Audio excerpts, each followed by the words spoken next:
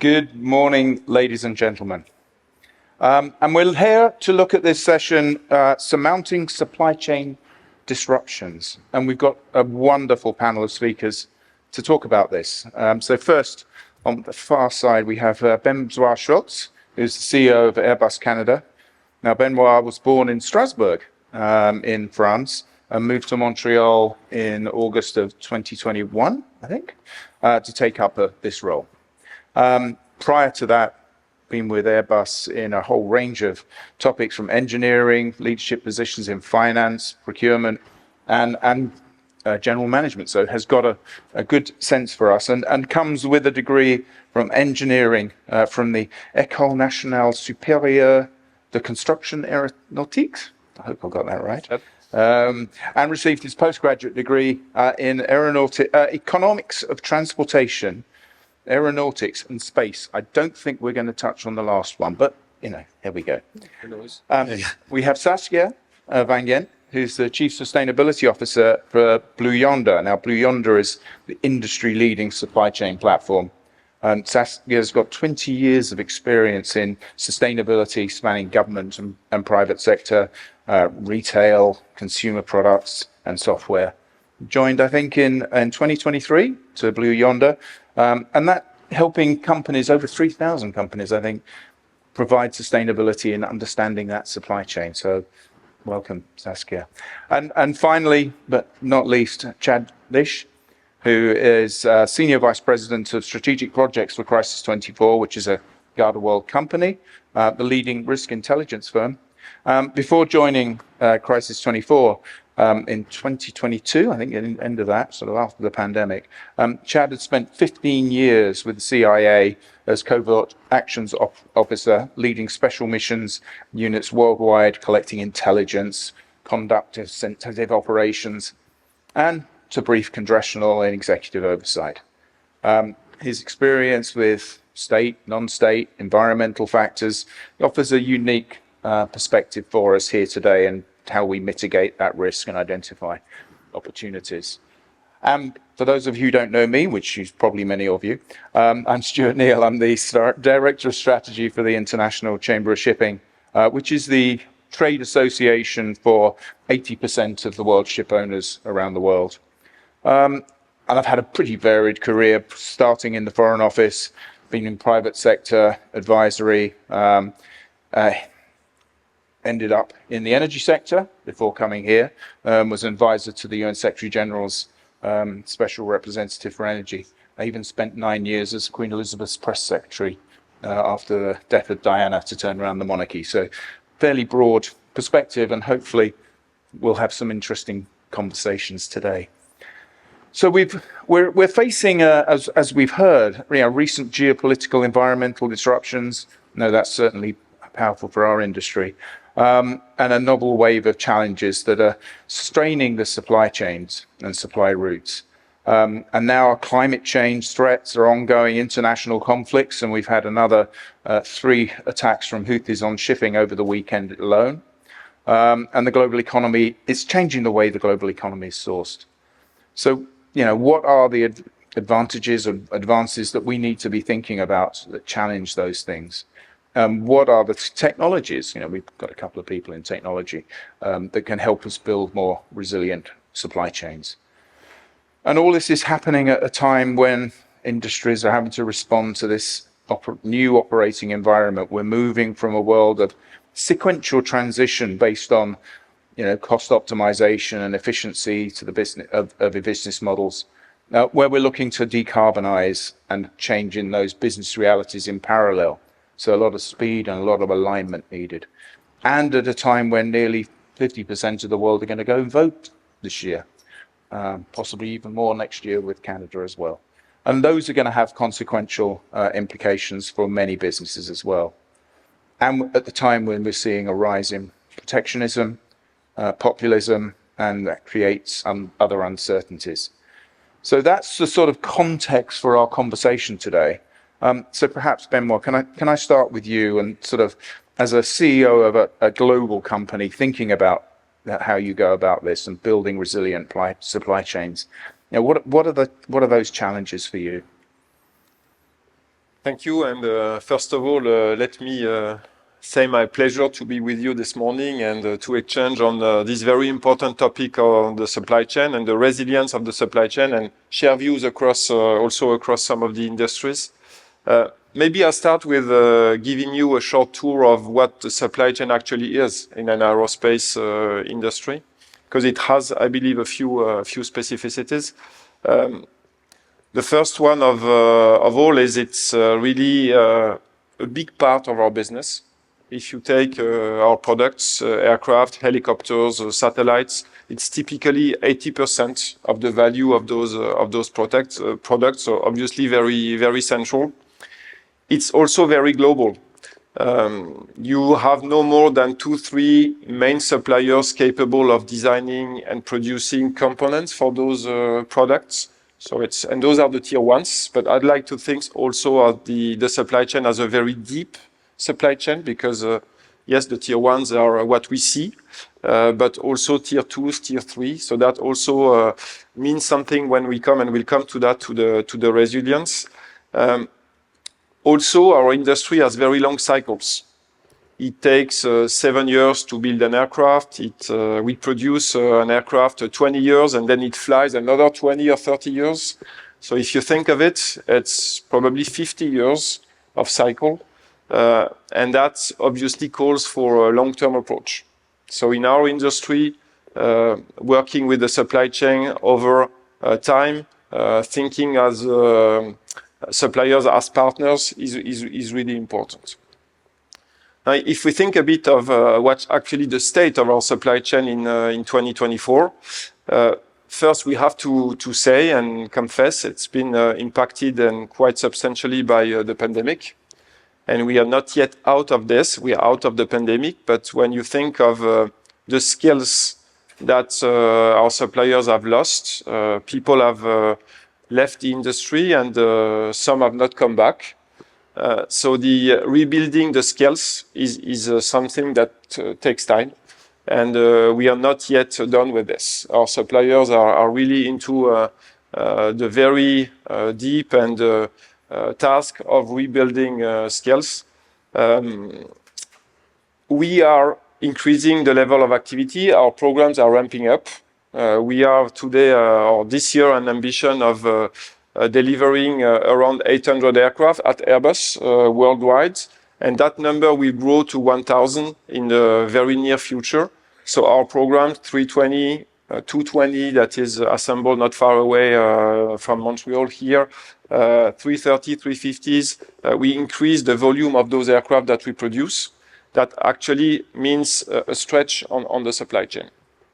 And if you think that they are typically with those long cycle much upstream, they already see higher volumes than this. So this is to say that they have a lot on the plate, also with our very central task of building further resilience, quality and safety being at the forefront of what we do always. So it's a lot that they have on the plate. And I'd like to think really as of our suppliers as partners. And what it means is also we work with them. At Airbus, we have an organization, a supply chain organization that is about 1,500 people. And many of them are actually deployed at our suppliers. Why do we do that? Because our industry needs predictability. All of us, when we book a flight ticket, we'd like that ticket to be honored, which means the airlines, they plan their flights based on what we as aircraft manufacturer will tell them when they will get their planes delivered. And we do this in turn based on the commitments that our suppliers make to us. When are we actually going to receive those products? So it's really end-to-end, and what's important when we speak of resilience is the resilience of the entire chain. You can't look at it really on only one particular part of the chain. Also, and I'm sure we get into that, but very central is the sustainability topic, which is climate, how to get to our ambitious objective of net zero by 2050, But we also look at sustainability a bit wider. I'm sure you will also come back to this. We look at it also with the people and respecting the human rights, making sure that our suppliers provide the right environments for their people, for their workers. Is something that is core to our relationship and to our contracts with our suppliers.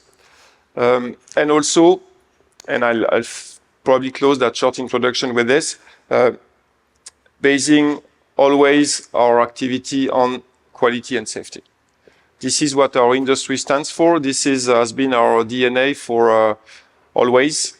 And some of the events that we see tell us every day how important it is, that we need to work always harder to improve further. Reminding and remembering that the air transport is actually the safest way to travel. 2023 has seen no fatal accidents in our industry, which we are trying to further keep and improve. Voilà, so it's a lot of dimensions and a supply chain that is actually quite central because it's a big part of what we deliver, and it also has all the challenges of what we face. Thank you, Benoît. So predictability is a really important piece for you and for your clients through that supply chain. So I'm going to now throw to Chad, given that we're in a world that is becoming increasingly unpredictable. And you're trying to understand the geopolitical landscapes. You know, for us in the shipping industry, as I said, we've got issues in the Suez Canal. Either a ship gets caught in there or we've got the Houthis attacking. We had problems in the Panama Canal with water, so we can't go through that. And those are two elements. Now, Chad, you've got a whole bigger picture. How do you see that in relation to supply chains? It's an interesting time to be alive, and we'll leave it at that. Certainly, the current geopolitical landscape is shaped by intense competition for resources and increased geopolitical tensions, you know, both climate-induced, ideology, et cetera. And this causes significant conflicts that disrupt trade routes and supply chains. For example, you know, the territorial disputes in the South China Sea and sanctions on major exporting countries can cause significant delays and market volatility. Another thing we're seeing is that cybersecurity attacks by state actors, key differentiator there, targeting critical infrastructure have doubled in the past year, focusing on disrupting logistical networks, manufacturing plants, shipping routes, as seen in the 2017 NotPetya cyber attack on Maersk. Now, I really view these kind of from my old lens as asymmetrical warfare. Essentially, they are downstream from overt conflicts that we see in the world in a way that state actors can try to attempt to disrupt, destroy, hurt adversaries, you know, on the geoeconomic stage. I see this, unfortunately, accelerating. It's kind of a negative cycle that just keeps building upon overt action to covert action, et cetera, that will affect many in this room. Emerging risks for me include climate-induced conflicts over resources like water and arable land, certainly political instability in key production regions, such as the Middle East, can lead to sudden and severe supply chain disruptions, as demonstrated in the Arab Spring. I believe the solution is taking more proactive strategies to mitigate the disruptions, including diversifying supply chain sources, certainly investing in advanced artificial intelligence and natural language processing technologies for real-time intel, and adopting proactive approaches to supply chain management. For instance, companies that can use AI-driven platforms to monitor global news and social media for early warning signs of conflicts, and take the necessary steps to best position themselves, either to hedge their bets or kind of, as we like to say, build the ark before the storm. So, thank you. Gosh. I hope that's not depressing too many people. And you know, Saskia, your company has to try and make sense of that to ensure that companies like Benoît's can fully operate, and you're having to deal with that post-COVID crazy landscape. You know, how do you guys approach that challenge? Yeah, well, if you're not familiar, Blue Yonder is a supply chain platform that is end-to-end, and we are helping companies, including retailers, manufacturers, logistics companies, as well as governments and humanitarian organizations build their supply chains. And to speak to some of the ways that we can help build more resilient supply chains, I do come at it from a sustainability standpoint, and resilience and sustainability are very connected. The more resilient your supply chain is, the more that it can be a truly sustainable supply chain. But what we're seeing in the industry is that a shift from thinking about supply chains in silos, where you might look at what materials you're buying, and then somebody else is looking at your transportation networks and how they're building their stores. The connected supply chain is providing the visibility and early attention to some of these risks and challenges that we're seeing.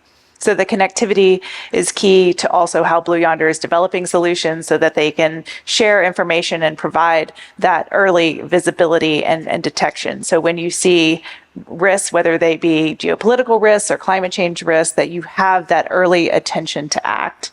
And from our customers, what we're seeing is a shift from being able to respond in weeks and resolving these problems into days or sometimes hours. So that visibility and the connectivity is really enabling these companies to get in front of the risks. The other thing I'll point to is that the data layers that are available for making decisions, and you mentioned a bit on the AI side, now there's all sorts of data that can feed into anticipating risk, but also responding in much quicker form. So whether it be weather and climate related data related to droughts or flooding that might disrupt your supply chain, or some of these geopolitical risks, these data layers are becoming so much more tools to empower companies to, again, get in front of these different risks.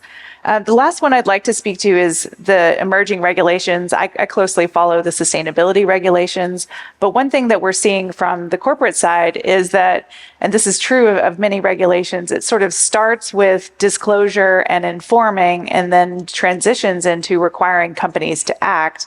Just the act of having to report and disclose in new ways is changing companies' behaviors. They're seeing that through these disclosures, now they need to be more transparent. That's exposing to their shareholders and stakeholders where they may have risks that they need to act. So we are seeing changes in terms of supplier networks, who they're sourcing from, and really developing more resilient and robust supply chains in anticipation of the need to prove compliance with emerging regulations.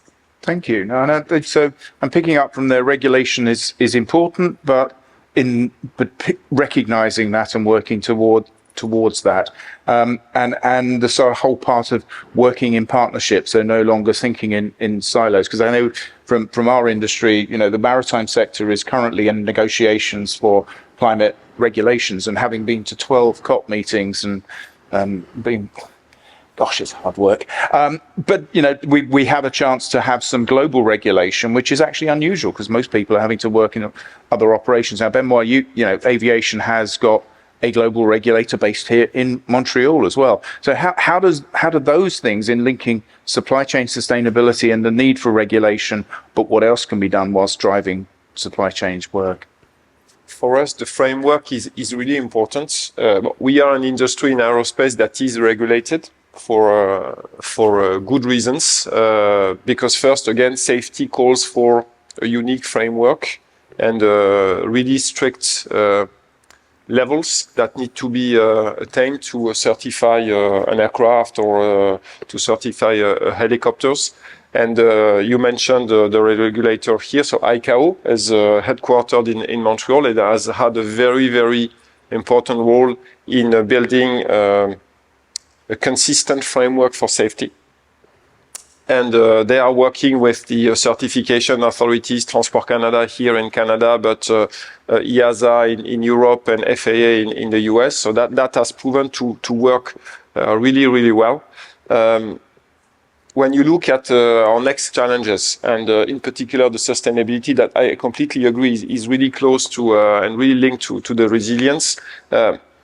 What is really striking is that no one will be able to do this or to do a significant step alone.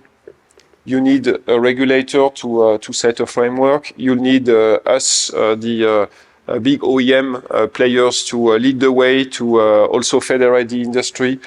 You will lead our suppliers. You'll need energy producers to play their part, airports to be involved. So when you think of that, it's obvious that you need a framework, and you need a global organism that are able to that have an authority to to put in place those framework.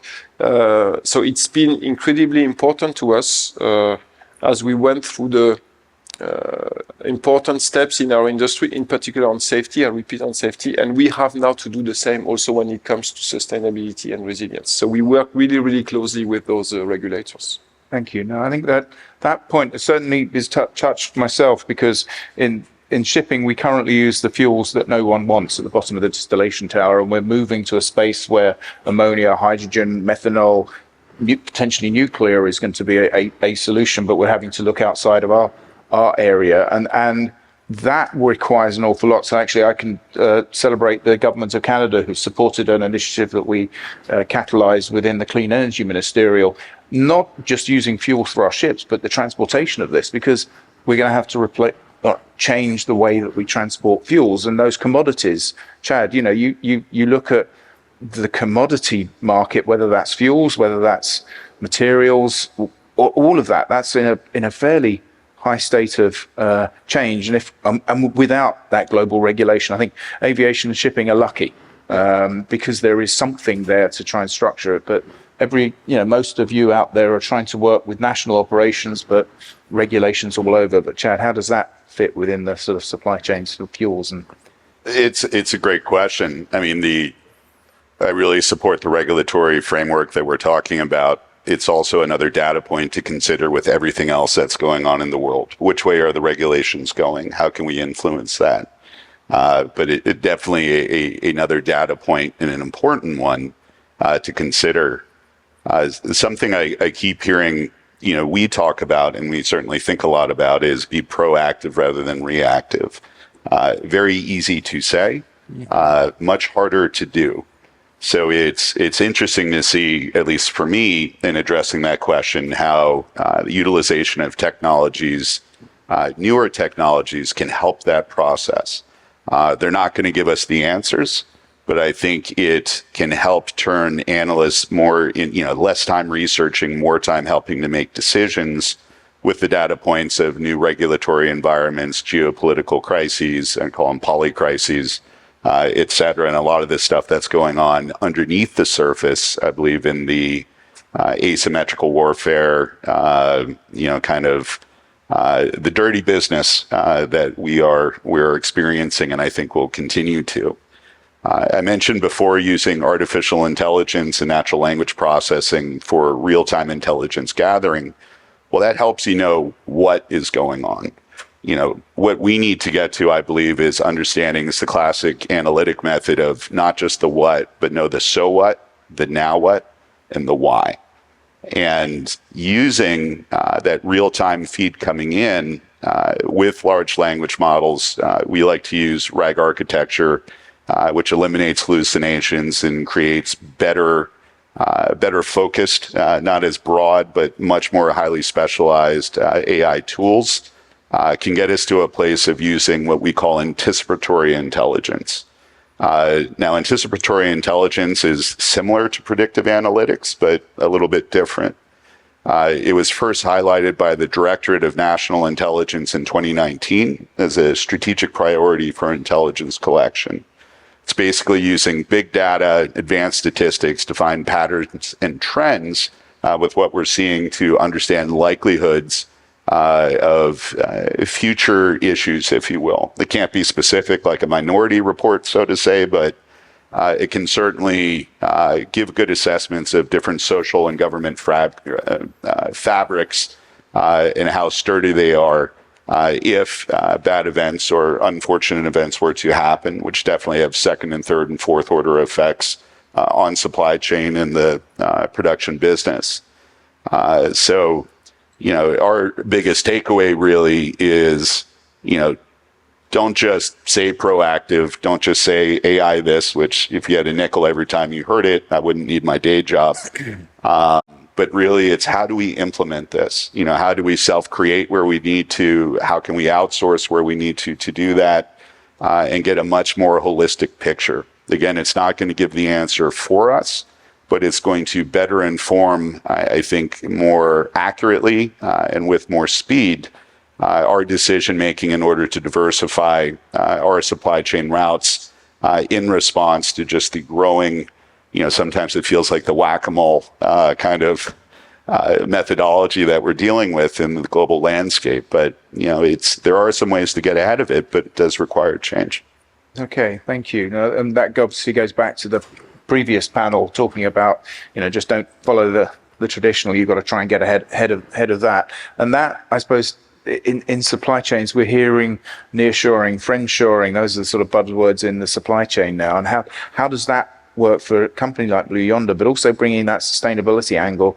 Because we're talking about global transportation of goods or raw materials. How do you think about that for your clients? Well, I would say we do an annual survey, an executive survey at Blue Yonder, and we've seen feedback from our customers that more than half are increasing their investments in sustainability. And the second priority would be AI in terms of investment. So we know that's a huge priority for our customers. A lot of that is interconnected with what we're talking about, the regulations that are emerging, the resilience that's needed in the supply chain.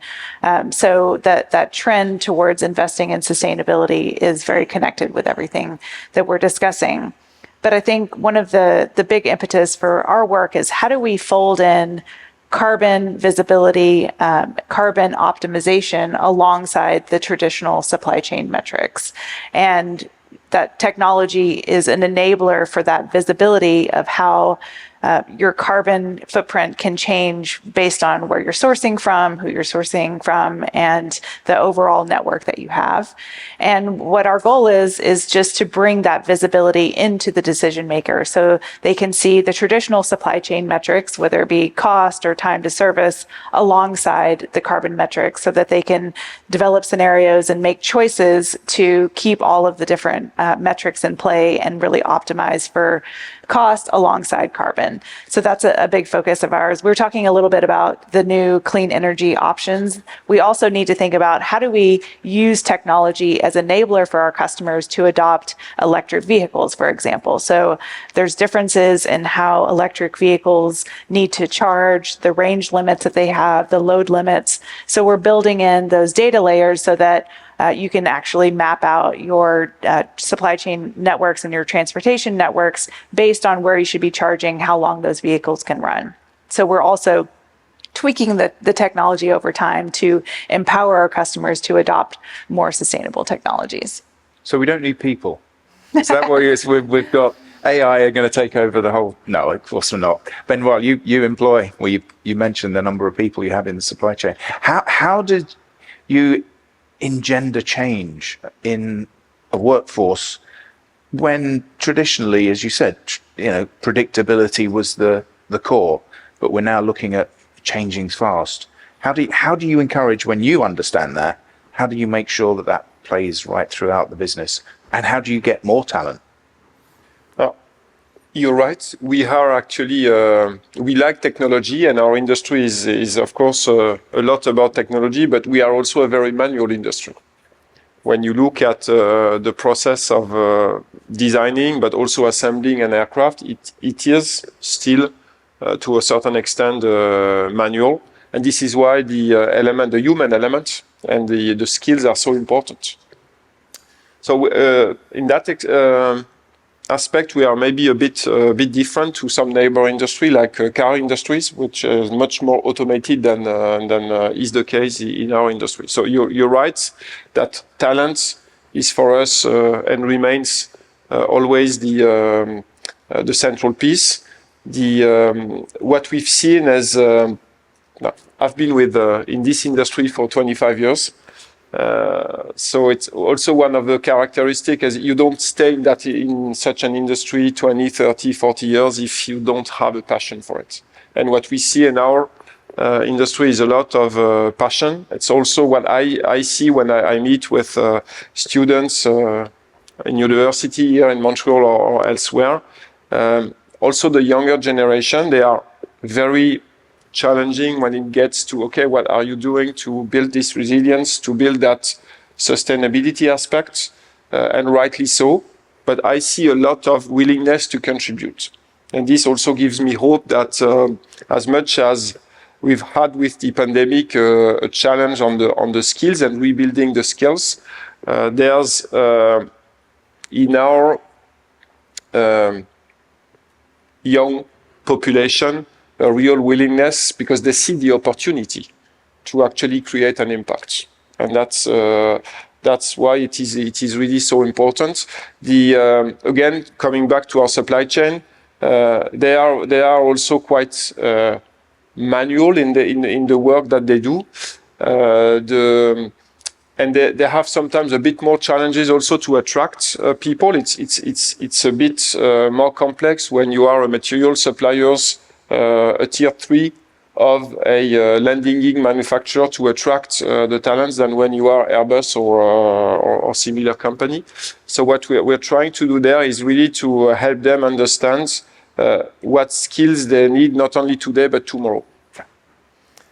And that I find there's no better way to be close with the university, but also upstream with all the organisms that provide that education, because what we need to do as an industry is also to influence what type of training and what type of education is being developed to create the skills that we need tomorrow. I think that's a really important piece, because in the maritime sector, many of you won't know that we have a globalized workforce, and when Russia invaded Ukraine, that took out 14% of the workforce, so you're having to manage that. And if we're looking at these new fuels, we're going to have to retrain about 800,000 seafarers to use these new, much more dangerous fuels, and we don't even know that the trainers don't. You need to train the trainers on this new stuff that you don't even have. So I think there's a whole supply chain of people as well as technology and making that work. Now, Saskia, you're trying to, you've got the technology stuff, but how do you then manage all of those people pieces and bring those supply chains in?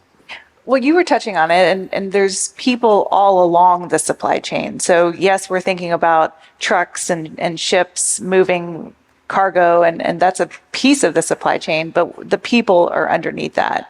So how do we match, just like we're synchronizing when products are available from manufacturing so that they can get on the right truck and fill the truckload and take carbon out of that network, there's people behind all of those different steps.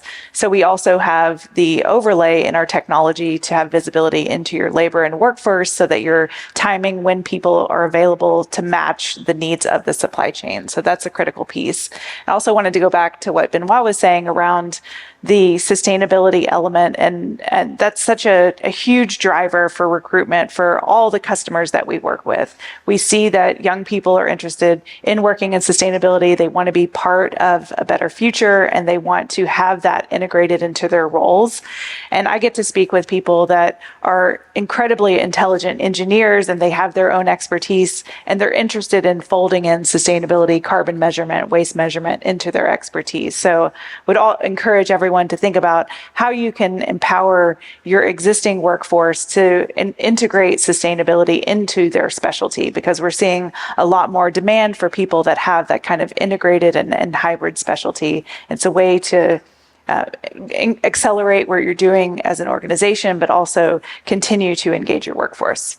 Okay, so thinking about how we do that and then linking that to software and AI, that it's a strange perception that AI is going to just take over, and then you've got people that are trying to. I'm looking at my kids at doing the PhDs and masters at the moment. Where do they go? Where's their best future? And whether it's exciting elements of decarbonization or sustainability, but then is that role going to be taken? How does AI and this technology really unleash these people? So, great point, Saul. I completely agree. I would call AI as a tool, and it's in a tool belt, and ultimately, at the end of the day, the tool is used by human beings. Artificial intelligence, I would say, is very similar to the advent of the computer. I heard an analogy before of the car versus the horse and buggy. It gets you where you need to go, perhaps a bit faster, but at the end of the day, it requires the human ingenuity, not just to build it, but to adopt it, develop the skill sets. But at the end of the day, the human is still in the driver's seat, or at least should be, in my personal opinion. You talked about anticipatory intelligence before, and I always get excited because I feel it's like the lesser known stepbrother of AI, same acronym, but a very cool capability. But I'll relate it to this question in the sense that anticipatory intelligence, again, it's using geopolitical trends, lots of big data to better understand likelihoods of geoeconomic and geopolitical outcomes. That was all done by humans, right? So it was, very, very senior intelligence analysts, foreign policy advisors, et cetera, that kind of crafted that art and science over time. What we've seen with artificial intelligence is that it's able to absorb or be programmed or modeled around that human ingenuity to help do it faster. So in our world, it's more of an economy of scale.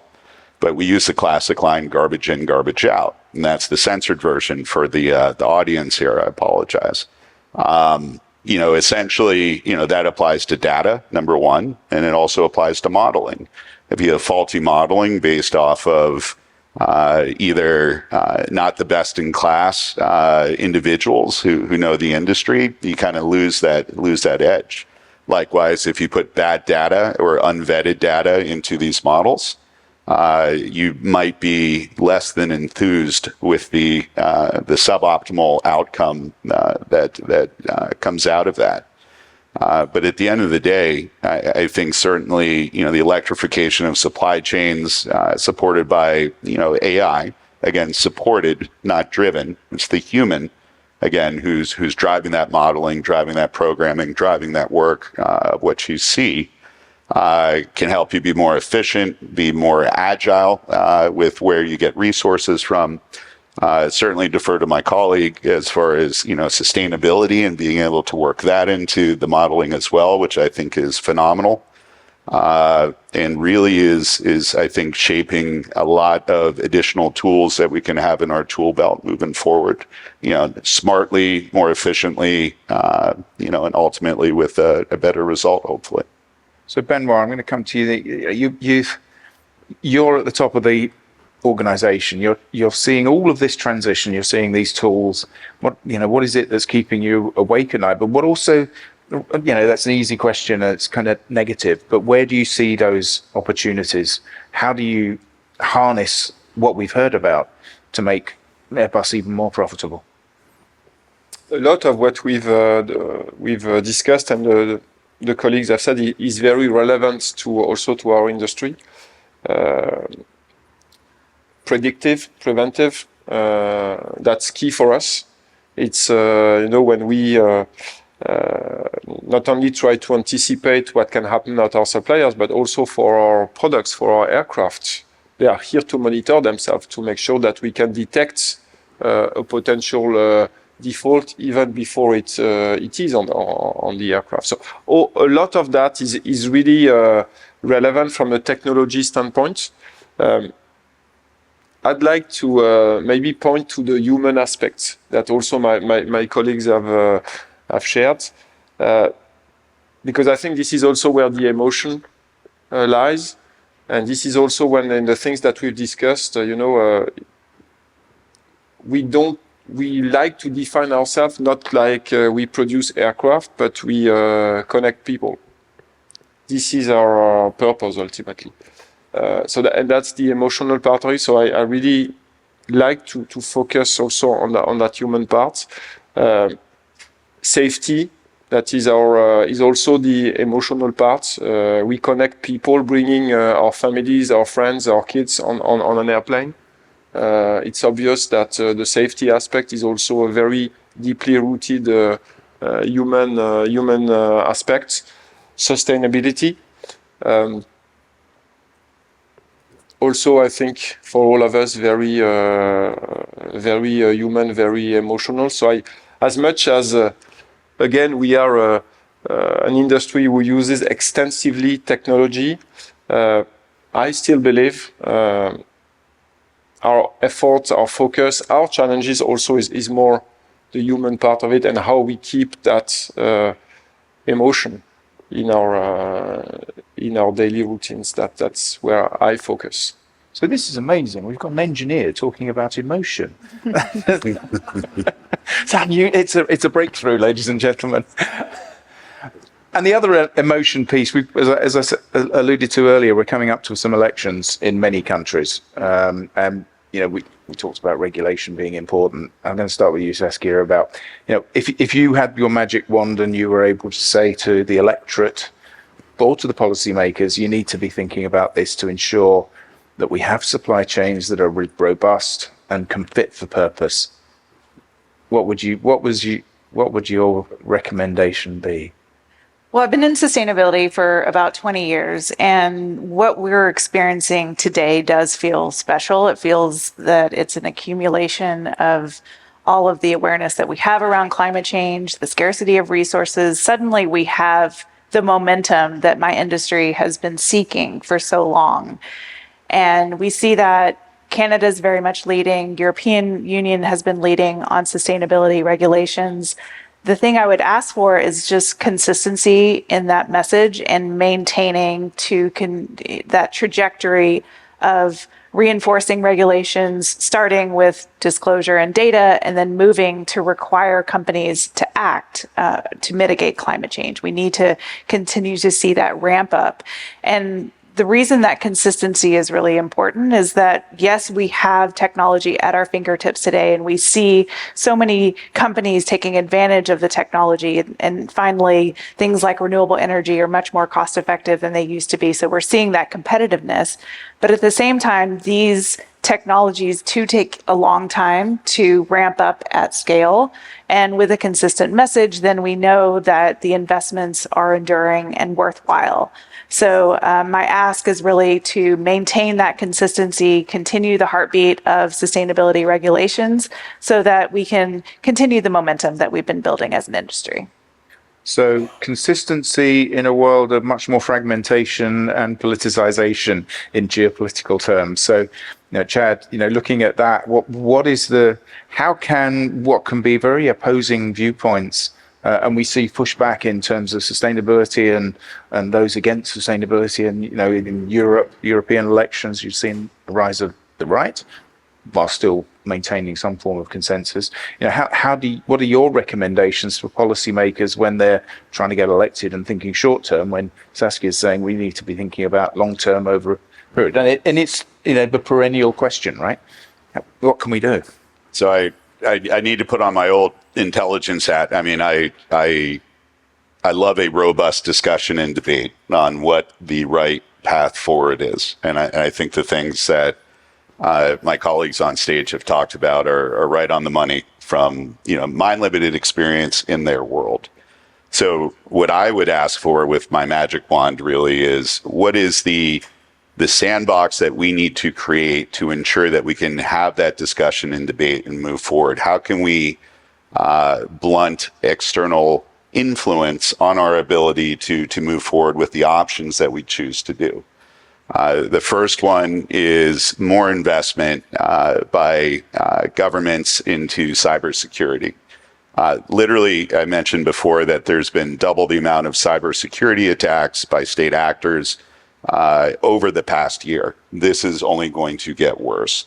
So I think the better that we can not only, or governments can not only work with businesses to help augment their ability to protect against those, but also have a more refined doctrine, certainly within NATO, the Five Eyes, et cetera, kind of the folks in this room, to try to deter that so it doesn't turn into a accelerant to global conflict, I think will be key. So it's very much working together, kind of melding, I think, public and or government and private focus in those areas. The second big ask I'd have is, more investment in certainly AI and data analytics, and not just in how can we be global leaders in this, but also how do we make sure the humans have a training and an adjustment period to use these new tools, so you'd never lose that human expertise and experience. I think if you do, we are in trouble. Those tools are kind of useless. It's like having a car without the gas or the driver in it. So, really thinking about impact for training a workforce that's kind of caught in between. I think younger students, certainly their curriculum is changing, to adopt to that. But, certainly folks like myself and others in this room, how can we learn what we need to know without necessarily having to be experts in it? And I think that requires some good optimization, education, et cetera, to make that happen. So cybersecurity, and also better investment in the human aspect of AI and how it might look in the future. It's a new paradigm of investment in infrastructure. It's human infrastructure and it's understanding. And we heard earlier that the clarion call for, if you're not thinking about cybersecurity risk, that's high on your risk register. Now, Benoît, you have to work with many governments, and I remember working with Pierre Gardiner, who was the EDF president, and when he brought nuclear to the UK, he talked to the Thatcher government and the next governments right the way through to ensure that he had consistency of policy approach for bringing nuclear. So how do you operate in a world where governments are slightly less avert on that, and what's the recommendation? What do they need to be thinking about? I think it's working on different levels. For us, you're right, the government level, the national level is important, but also important is the more global level. We spoke earlier of rule makers providing a framework that is also international, that works. Important also to us is to make visible make our commitments visible. It makes a difference when you say, look, by 2050 we're going to be net zero. Once you've said it and you've committed, you have to deliver. When you say by 2030 we are going to adopt or have our aircraft fly with at least 10% of sustainable aviation fuel, so at scale, doing this not only on one flight but at scale. So I very much believe in the giving ourselves a framework that the nations help, but the global level is also important. Commit as industries, and then make sure the effort is concerted, because no one can deliver this alone. And then it's about saying what you do and doing what you've said. Yes, we have a tradition in our industries of being ambitious, being bold, and also delivering. We spoke of safety, of many other things. So I think this is probably the most exciting challenge that is now in front of us, and working together would be my main ask. Thank you. And I think that breaks down a lot of these things that we've talked about no longer thinking in the sort of silos that we've had. We need to be working together, identifying where cross-sectoral opportunities lie. And I worked with a group of hard-to-abate industries, and there's not going to be a solution. Shipping will use 4% of liquid fuels, but we're not going to drive the market. But if we're working with the steel industry, the cement industry, as we heard earlier, those kind of things will create critical mass that we can work with. So hopefully today we've given you a little bit of a touch on what we need to be thinking about for supply chains. I think there's probably more questions, and I'm sure you'll find the panelists the rest of the day. But I'd like to ask you to put your hands together to thank them for their insights, and hope you enjoy the rest of the day.